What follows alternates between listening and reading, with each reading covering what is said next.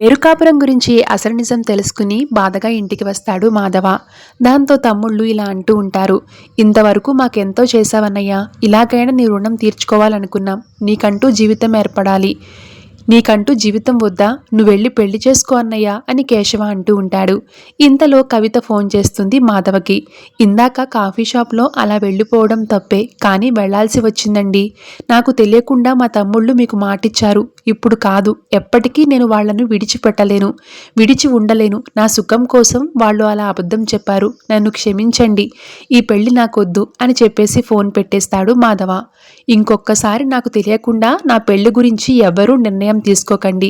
నేను లేకుండా ఒక్కరోజైనా నిద్రపోయారా? నిన్ను వీపుకు కట్టుకుని ఇటుకలు మోసాను. అప్పుడే నిన్ను బరువు అనుకోలేదురా అని కన్నాతో మాధవ అంటాడు. దాంతో అందరూ ఒక్కసారిగా మాధవాన్ని పట్టుకుని ఏడ్చేస్తారు.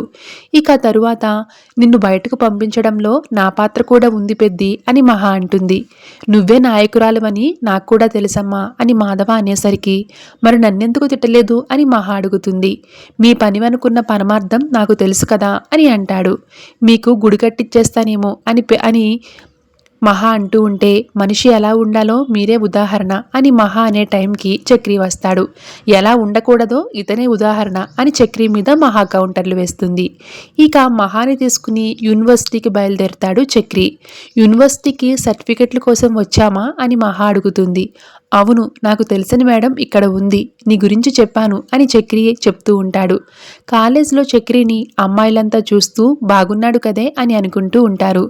ఆ అమ్మాయిలేంటి అలా చూస్తూ వెళ్తున్నారని మహా అడుగుతుంది. ఆగండి, వాళ్ళని అడిగేసి వస్తా అని చక్రి కౌంటర్ వేస్తాడు. ఏం వద్దులే, కాలర్ ఎగరేసి బటన్ విప్పుకుని తిరిగితే ఇలానే చూస్తారు. ఇది యూనివర్సిటీ, కాస్త మంచిగా ఉండొచ్చు కదా అని చక్రికి మహా క్లాస్ పీక్తూ ఉంటుంది. Thanks for watching.